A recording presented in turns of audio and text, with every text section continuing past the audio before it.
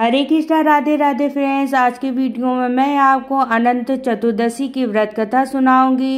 एक बार युधिष्ठिर ने रासु यज्ञ करवाया। यज्ञ मंडल का निर्माण बहुत ही सुंदर होने के साथ साथ बहुत अद्भुत भी था। वहां पर स्थल में जल और जल में स्थल की भ्रांता होती थी। यह मंडप की शोभा को निहारते निहारते युधिष्ठिर एक जगह को स्थल समझकर कुंड में जा गिरे। द्रौपदी ने उनका बहुत मजाक उड़ाया। मजाक उड़ाते हुए द्रौपदी ने उन्हें अंधे की संतान अंधा बोल दिया। यह बात युधिष्ठिर को हृदय में बाण की तरह चुभ गई। कुछ दिनों के बाद इसका बदला लेने के लिए पांडवों को हस्तिनापुर बुलवाकर धूपकीर्णा में छल से हरा दिया।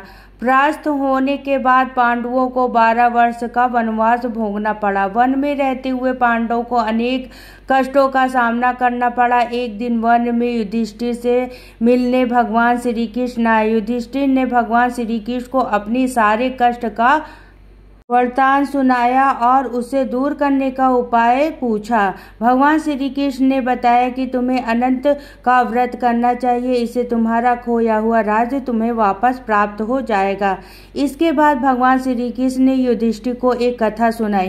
प्राचीन काल में सुमित नाम के ब्राह्मण ने एक सुशीला नाम की कन्या थी। बड़ी होने के बाद ब्राह्मण ने सुशीला का विवाह कीडम ऋषि से करा दिया। कीडम ऋषि सुशीला को लेकर अपने आश्रम के लिए चले गए। रास्ते में रात होने के कारण वो नदी के तट पर रुक गए।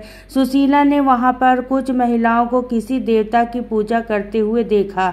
सुशीला के पूछने पर उन्होंने विधिवत अनंत व्रत की महानता समझा दी। सुशीला ने भी उस व्रत का अनुष्ठान करके 14 गांठ का वह अनंत डोरा अपने हाथ में बांध लिया और अपने पति के पास आ गई। कौंडिल्य ऋषि ने सुशीला के हाथ में धागे के बारे में पूछा तो उसने सारी बात समझा दी।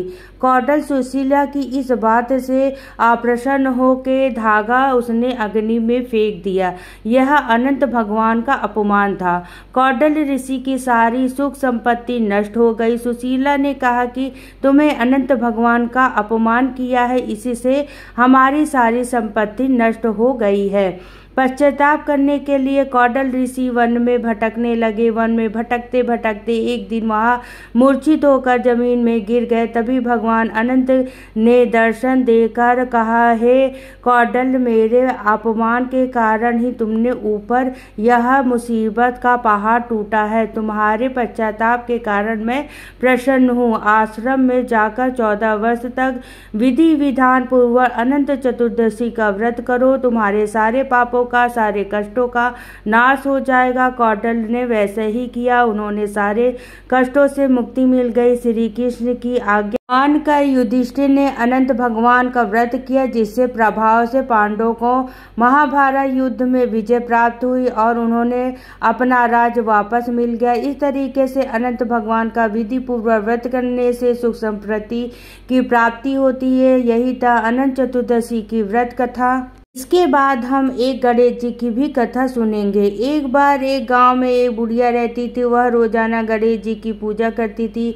रोजाना मिट्टी के गणेश जी बनाती, रोजाना गल जाते। बुढ़िया के घर के सामने एक सेठ जी की हवेली बन रही थी। बुढ़िया ने जाकर कारीगर से कहा कि कारीगर भाई मेरे लिए पत्थर के गणेश जी बनवा दो। कारीगर बोला, मैया, जब तक तुम्हारे पत्थर के गणेश जी बनाएंगे तब तक तो हमारी दीवार बन जाएगी। हमारे पास समय नहीं है, आप किसी और से बनवा लो।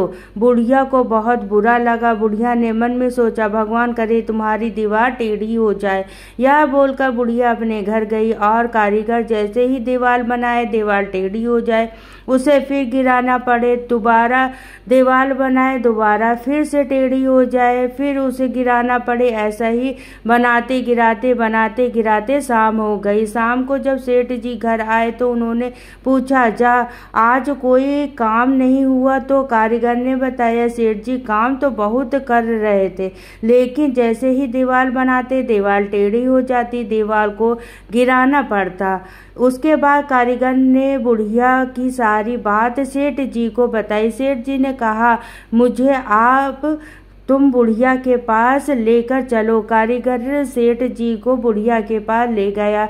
और सेठ जी ने बुढ़िया से कहा, बुढ़िया माई, हम आपको पत्थर के नहीं सोने के गणेश जी बनवा के देंगे, आप हमारी दीवार को सीधी करा दो। गणेश जी महाराज जो सारे बात सुन रहे थे। जैसे ही सेठ जी ने यह बात कही कि दीवार अपने आप सीधी हो गई। सेठ जी ने भी बुढ़िया के लिए सोने के गणेश जी गढ़वा दिए।